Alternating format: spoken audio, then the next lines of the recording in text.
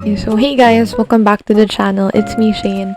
Today we're gonna talk about, or I'm gonna talk about how it's been since I got my e-reader last month and why I chose to get one and basically tackle also the pros and cons. And yeah, let's get started. So why hadn't I gotten one after 2 years of, thinking about it? And there are three main reasons why. So number one is that I thought, to be honest, that it was the same as reading on an iPad. And boy, was I wrong. Even if I did change my screen protector into like the paper-like one, the reading experience is still different when you actually do it in an e-reader. And if that's your reason, if that's the only thing that's stopping you from getting one, I recommend really, really, really, really just getting one or maybe just seeing it for yourself. So number two, the reason why I did not get one is I didn't see having to add another gadget or like another toy in my arsenal. Like it made me feel like I might seem wasteful or extravagant or it might seem like I'm unwise with my money.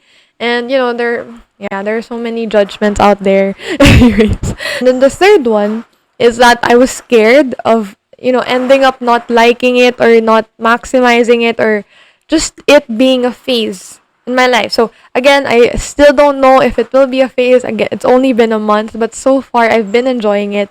I've been loving my e-reader so much, and it's crazy how it took me so long to get one. Okay, so on to the second part. So why I wanted one. So what are the three reasons that made me end up buying one in the end? Number one, I wanted to read more. There are actually studies and so many videos that tell you that you do read more when you get an e-reader. Number two is that I wanted to read at night. I was so sick of using reading lights and it felt like it was actually harming my eyes.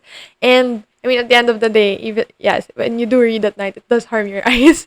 So, but yeah, it felt like using a reading light was more harmful. And at the same time, I did not like the fact that even like after a few hours, the reading lights that I would use, they would dim out.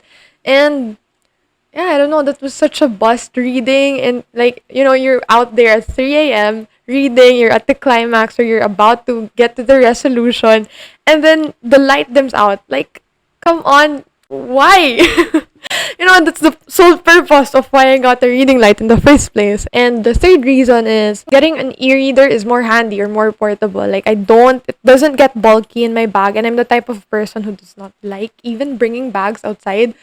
So getting this and look at how thin it is. See? So exactly the reason why and one of the reasons why I chose to get one is that it's basically more portable. I could bring it anywhere and it's not burdensome to bring.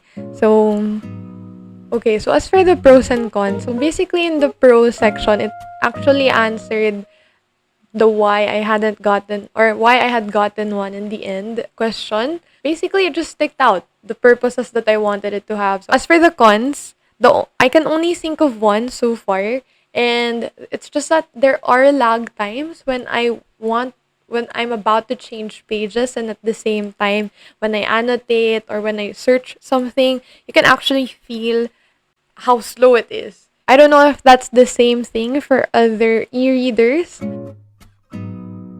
Why did I choose a Kobo Clara HD amongst the other options in the market? So basically what won me over was a video from Sunny Kim. I'm gonna link it down below. And then she basically just compared getting a Kobo and getting a Kindle. And in a sense, at first glance, you'd think that the Kobo Clara HD is actually more expensive. I mean, here in the Philippines, it's more expensive compared to the Kindle. But when I factored in the things that I'd have to pay when I actually get my Kindle, it's more or less the same or sometimes even more expensive than getting the Kobo instead.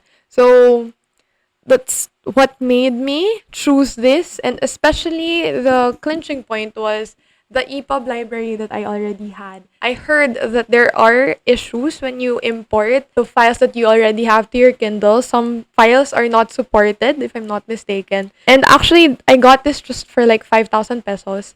And this is a second-hand one, but it was barely used, so it was such a win already. And yeah, I recommend do checking the market for second-hand stuff because there are like so many options out there and much cheaper ones that are barely used. Like it feels like it's brand new.